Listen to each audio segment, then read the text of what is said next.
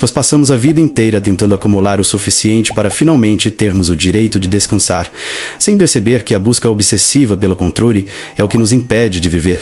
Queremos a carreira perfeita, o relacionamento sem falhas, o plano infalível para o futuro. Mas, e se o verdadeiro ápice da maturidade não for alcançar o topo do mundo, e sim descobrir que você nunca precisou subir montanha nenhuma para encontrar a paz? Existe uma linha muito tênue entre a sabedoria profunda e a mais pura simplicidade. No início de sua jornada, Jake nos parece apenas um coadjuvante bem-humorado. Uma criatura maleável que flutua pela vida sem grandes preocupações, dividindo o tempo entre tocar violino, comer e acompanhar seu irmão adotivo, Finn, em missões perigosas. No entanto, à medida que as camadas desse universo se desgastam, percebemos que a leveza de Jake não nasce da ignorância, mas de uma escolha consciente de quem já esteve do outro lado. Antes de se tornar a voz da sensatez na terra de U, Jake orbitou o submundo do crime organizado. Ele foi um líder habilidoso, um estrategista que sabia exatamente como manipular o sistema e planejar grandes assaltos. Ele experimentou o gosto do poder, da riqueza material e da adrenalina que vem com a complicação da vida. Mas, ao contrário da maioria, que passa a existência presa no ciclo de querer sempre mais, Jake teve a rara lucidez de olhar para o topo de sua carreira criminosa e perceber que o ganho material era vazio. Ele simplesmente decidiu se afastar. Deixou as joias e os planos mirabolantes para trás e nunca mais olhou para trás. Esse passado sombrio e sua subsequente redenção são as fundações de sua postura atual. Jake compreendeu que o excesso de planejamento e o desejo de possuir coisas são formas disfarçadas de aprisionamento mental. Por isso, quando o encontramos, ele opera sob uma lógica quase instintiva. Quando enfrenta um perigo, ele não cria equações complexas. Ele usa seus poderes elásticos para fazer o que parece certo no momento. Se a tentativa funciona, ótimo. Se falha, ele apenas tenta outra coisa, sem o peso da frustração ou do orgulho ferido. Essa capacidade de adaptação é testada ao limite quando ele perde temporariamente seus poderes mágicos no Jardim da Bruxa. Para qualquer herói orgulhoso, a perda da própria identidade seria um motivo de desespero e revolta. Jake, porém, processa o evento com a mesma naturalidade com que aceita uma mudança no clima. Ele reconhece que, sem sua magia, a aventura se torna difícil demais para um cachorro velho, e aceita essa nova condição sem amargura. Ele não gasta energia lutando contra o que já aconteceu. Em vez disso, redireciona seu foco estritamente para o que ainda está sob seu controle direto. Sua própria postura diante do imprevisto. Essa visão se choca constantemente com a mentalidade de Finn, que na transição da infância para a adolescência, vive obcecado em provar seu valor, ser digno e alcançar uma ideia abstrata de perfeição heróica. É Jake quem introduz uma das maiores verdades sobre o aprendizado humano, ao lembrar o irmão de que ser completamente incapaz ou ruim em algo é, na verdade, o primeiríssimo passo para eventualmente se tornar excelente em alguma coisa. Há uma humildade profunda em aceitar a própria vulnerabilidade, entendendo que o valor de um indivíduo não diminui porque ele falhou em resolver um problema específico.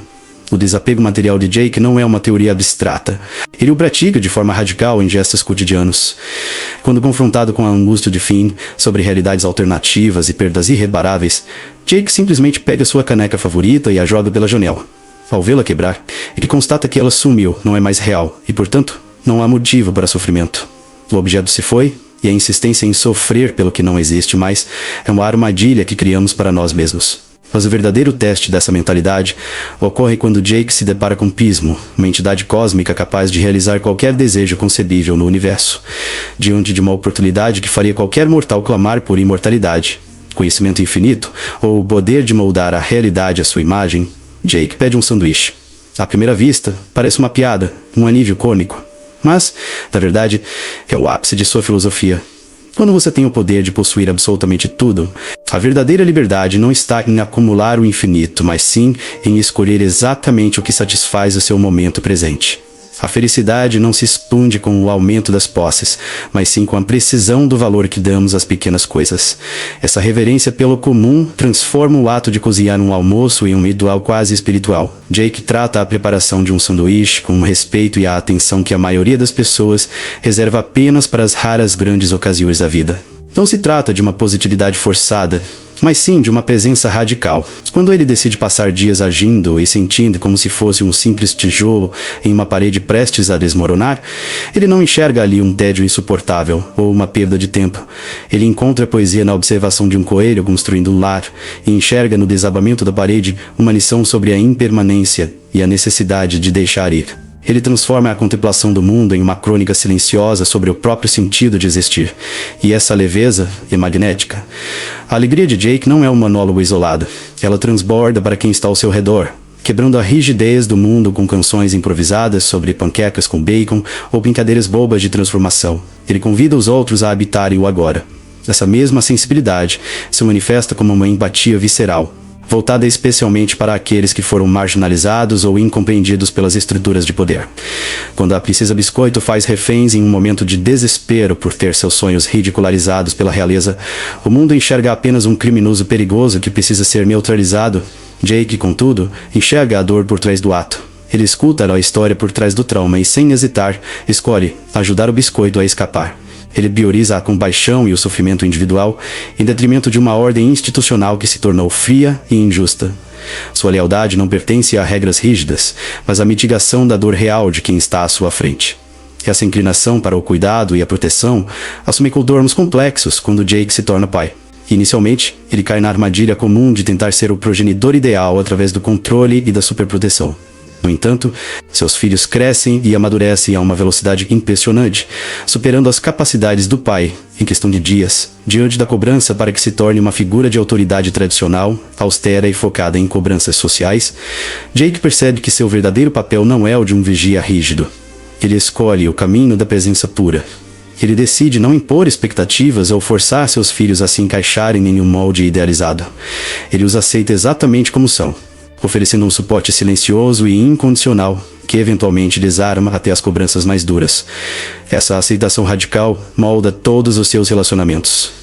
Ao se apaixonar por Lady Iris, uma criatura que fala apenas coreano, Jake não exige que ela mude, que se adapte ao seu idioma ou que abra mão de sua identidade para facilitar a convivência.